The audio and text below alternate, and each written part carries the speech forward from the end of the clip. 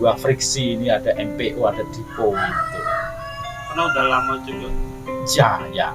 Nah, menurut Bapak mereka jadinya harus bersatu aja gitu apa? Ini kan jadinya keturunan jadinya Pak, dari yang satu ke satu sampai sekarang kan masih ada yang punya begini mereka. jadi Yo, this is our talk with Profesor Dr. Suprapto MAG, guru besar bidang ilmu sosial UIN Mataram, sekaligus sebagai tokoh kami di NTB. untuk kepentingan fastabiqul khairat, no problem. Tapi pertanyaannya, kita harus menyatukan diri dalam kepentingan untuk menghadapi common enemy, musuh bareng organisasi kita, anak-anak muda itu ya banyak sekarang. Misalnya ya di tingkat keagamaan munculnya radikalisme, fundamentalisme. Di tingkat ekonomi misalnya mulai menguatnya kapitalisme. Isu-isu masih tingginya angka kemiskinan segala macam. Itu menjadi semacam musuh bersama yang harus segera diurus organisasi kemahasiswaan ini. Tentu dengan cara tadi itu mengembangkan inovasi-inovasi dalam trainingnya, dalam kegiatan-kegiatan workshop dan seminarnya itu. Masalah kalau memang kalau sudah kita terorganisasi itu kan mesti ada lah. Tapi kalau dia tidak ada perbedaan pendapat, justru dinamikanya gimana ya Pak? Jadinya nggak hidup organisasi. Ya. Sepanjang ini tapi Pak, dari tahun 90-an sampai sekarang sampai. Tapi tadi Bapak bilang yang penting fastabiqul khairat aman lah kita ya. Ya. Membayangkan semuanya seragam itu melanggar sunatullah. Jadi taman bunga itu indah karena banyak warna, colorful, jadi lebih menarik. Tapi ingat bahwa masing-masing harus kembali kepada role of the game. Jadi organisasi kalau pengen selamat ya harus dikelola secara by design, by rule, bukan by accident dengan kecelakaan. Kalau bahasa orang Prancis itu semele-mele gitu, nggak bisa. Nah, disitulah maka teman-teman harus mengkonsolidasi organisasi ini. Karena jadi pengurus organisasi kemahasiswaan itu kan nggak lama, 1 tahun. Apalagi sekarang ini agak dalam kondisi pandemi ini, beberapa fase itu kadang-kadang terlewati. Misalnya di BEM aja itu harusnya sudah ganti karena masih work from home atau study at home, nggak bisa ngadain ini. Nah ini yang perlu dipikirkan. Cara-cara konvensional misalnya harus banyak ngumpul segala macam, itu yang saya sekarang nggak setuju. Ya Anda harus bisa bikin training virtual yang lebih menarik, RAK, rapat tahunan misalnya dibikin begitu, tidak harus ngumpul-ngumpul begitu. Nanti jadinya kita dituding sebagai organisasi yang menyebarkan virus, kan tidak menarik. Nah itu Pak, kalau kita itu kan sebenarnya masalah inovasi Pak. Kalau di organisasi harusnya kita lebih visioner, bukan hanya organisasi tapi lembaga gitu Pak. Ya. Kenapa kira-kira masalah kita, penyakit kita nih orang-orang kita begitu dihantam begini baru sibuk mau online, mau offline. Ini terkait dengan kemampuan membuat planning. Jadi kita terbiasa tidak menyiapkan segala sesuatu, kurang bisa membaca masa depan gitu ya, sehingga begitu terjadi hal-hal yang baru kayak pandemi itu mitigasi kita lemah. Nah di organisasi kita saya kira juga harus dipersiapkan untuk 5, 10, 20 tahun yang akan datang, sehingga begitu ada terpaan baru kita sudah siap. Termasuk gini loh Mas, sejumlah ideologi yang transnasional yang mau tidak mau, suka tidak suka juga ikut masuk memapar adik-adik HMI ini juga harus diwaspadai. HMI itu sudah punya nilai dasar perjuangan, NDP itu. Yang saya kira itu yang harus menjadi pijakan kita. Adik-adik dalam memposisikan diri di tengah gempuran banyak isme, banyak ideologi, banyak aliran, sehingga clear ada sumbangan penting yang bisa diberikan oleh HMI terhadap tadi misalnya untuk bicara radikalisasi. HMI punya kemampuan untuk mengajak mahasiswa lain hati-hati loh, di luar sana itu banyak aliran-aliran yang datang dari luar, yang kalau Anda tidak jeli, Anda begitu saja masuk dan mudah, akhirnya Anda tidak ngerti apa yang harus dilakukan. Gitu. Kita udah bahas visioner, kita bahas masalah lalu lagi Pak. Saya menarik yang pertama tadi ketika Bapak bilang dapat jodoh dari Kohati juga. Saya juga kan organisasi juga ikut Pak. Jadi modus-modusnya kanda-kanda ke yunda-yundanya itu kan biasanya Bapak hafal itu Pak. Jadi gini, yang saya bilang bahwa organisasi mahasiswa itu ya memang khas mahasiswa, bukan organisasinya dosen yang tua-tua itu. Maka nuansa ta'aruf, bahasa kalian itu ta'aruf ya, atau PDKT itu ya tetap aja ada. Jadi kita itu bukan organisasi yang steril dari hal itu, tentu dalam tertentu. Jadi dulu kita sering kalau misalnya lagi berkunjung ke adik-adik Kohati, sebagai pengurus, mereka itu kritis. Anda kesini mau ngapain? Saya bilang tergantung. Kalau diterima apel, kalau ditolak pengkaderan. Gitulah kira-kira. Tapi itu romantika yang saya kira menarik, indah untuk dikenal. Saya rasa setiap organisasi mesti punya gitu. Iyalah, karena ya itu saya kira manusiawi ya. Di usia-usia kalian seperti Mas Awim itu kan ya, apalagi energinya berlebih, ya ketemu dengan teman yang beda jenis ya menarik. Saya bahaya kalau HMI tetap gandeng aja sama HMI, itu kan perlu dicurigai itu ya. Berapa kali nembak kayaknya Pak dapat? Kita masuk berapa orang yang ditembak kayaknya? Sebenarnya bukan menembak tapi ditembak. Pakai ilmu apa? Ilmu Ar-Rahman Ar-Rahim. Allah Maha Pengasih lagi Maha Penyayang. Gitulah. Yang penting apa ya? Pokoknya happy. Every day is happy. Jadi hari-hari itu menjadi nyaman, seolah-olah kita tidak sedang belajar, padahal perbincangan kita ya soal serius. Misalnya saya masih ingat di awal-awal itu senior-senior itu yang ngobrol sampai malam segala macam, tapi yang dikaji itu misalnya bukunya Marx, Karl Marx gitu. Itu untuk anak semester 3 zaman saya itu kan ngeri, apalagi saya dari pondok. Wah, itu udah hati-hati. Tapi ternyata di situ kita mengkaji pada semangat pembebasannya, semangat anti kapitalismenya, kayak gitu-gitu loh. Kita baru tahu ketika kenapa sih Marx bilang agama adalah candu. Sebenarnya bukan agamanya, tapi dia sedang mengkritik perilaku koruptif, arogan yang dilihatkan oleh elit-elit agama zaman sana.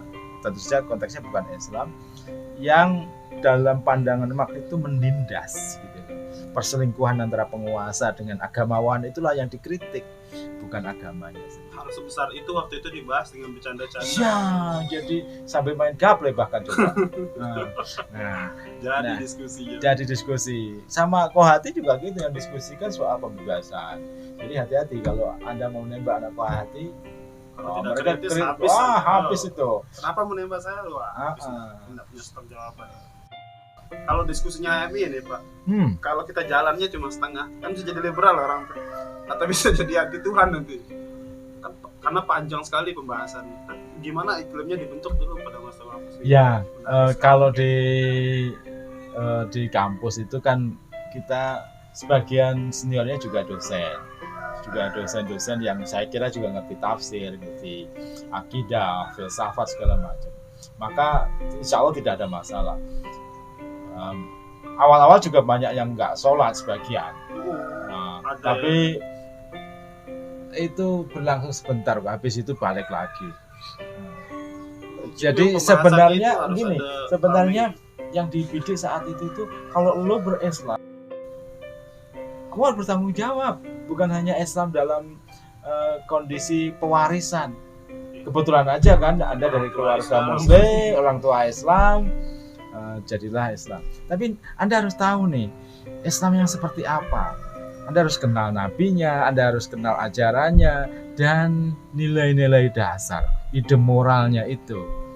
Nah, ada bukan terbatas pada fikihnya semata, tapi juga ada tasawufnya.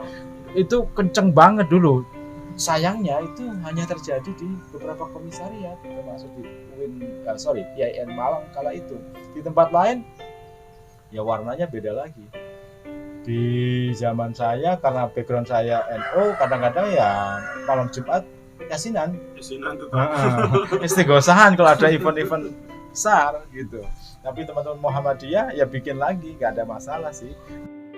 Karena independensi itulah kita nggak tidak menginduk kepada salah satu ormas besar NU Muhammadiyah atau Al Khairat kalau di Sulawesi segala macam. Jadinya khas himpunan anak muda.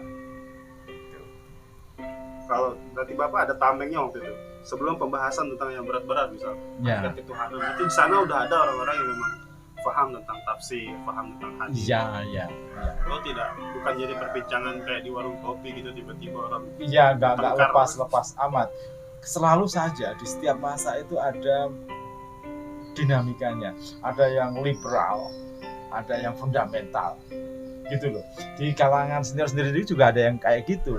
Nah, adik-adik HMI, kita ini, ya akhirnya bukan berarti ngikut salah satu blok, tidak. Kita aktif nyari.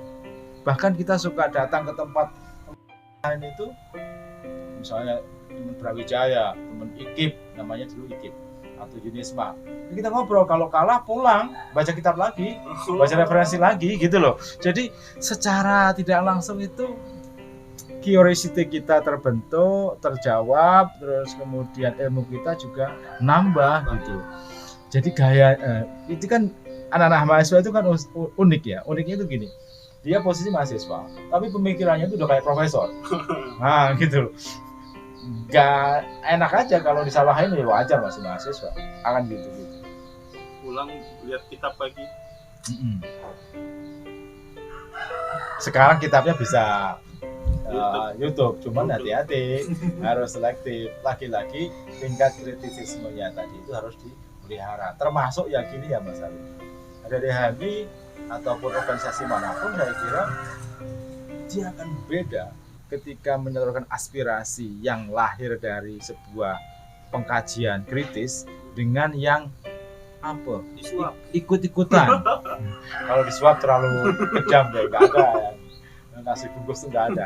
Jadi saya masih percaya, jadi gerakan mahasiswa sampai hari ini masih murni, itu saya sangat percaya. Tapi bahwa ada sebagian yang cepat reaktif gitu ya, istilahnya sumbu pendek gitu, nggak sempat mengkaji ini itu, nggak sempat menganalisa, langsung bergerak aja. Nah, tapi lagi-lagi itu bukan karena nasi bungkus atau enggak, tapi lebih karena idealisme yang luar biasa. Berarti kita harus belajar juga jadi senior nanti, biar kita bisa menggerakkan tanpa ya seiring perjalanan waktu ya begitulah tadi itu berubah. Yang junior akan jadi senior, yang sempat dipelonco juga nanti akan mempelonco, tapi adiknya peloncoannya asik di dimensi pemikiran saja, nggak sampai yang fisikal. Saya pernah dengar cerita-cerita kalau di LK-nya itu orang cuma tidur sampai 3 jam, 2 jam, sisanya dorong belajar terus belajar. Ya, nah yang kayak begitu mungkin nanti yang perlu dipikirkan ulang oleh adik-adik ini di masa digital kayak gini. Saya kira program pengkaderan harus dibikin se-enjoy mungkin, seluas mungkin, dan aksesnya ini yang menarik, itu bisa diikuti banyak hal. Dulu misalnya saya kalau misalnya mau ikut LK2 harus ke Jakarta, itu naik kereta segala macam, nyampe sana udah capek segala macam dan berbiaya mahal. Sekarang mungkin dengan Zoom meeting, dengan fasilitas yang lain, itu akan lebih simple, praktis dan murah. Iya. LK sampai berapa sih? Telu. LK 3. LK 1, 2, 3. Jadi Bapak ada sampai LK berapa? Sampai 3. LK 3. Ada basic, ada intermediate, ada advance. Nah, kita itu advance. Dulu semangatnya gitu, kalau sudah LK itu kita saingan sama tentara. Tentara itu kalau sudah seskoat, tingkat tinggi, nah kita harus LK 3. Gitu.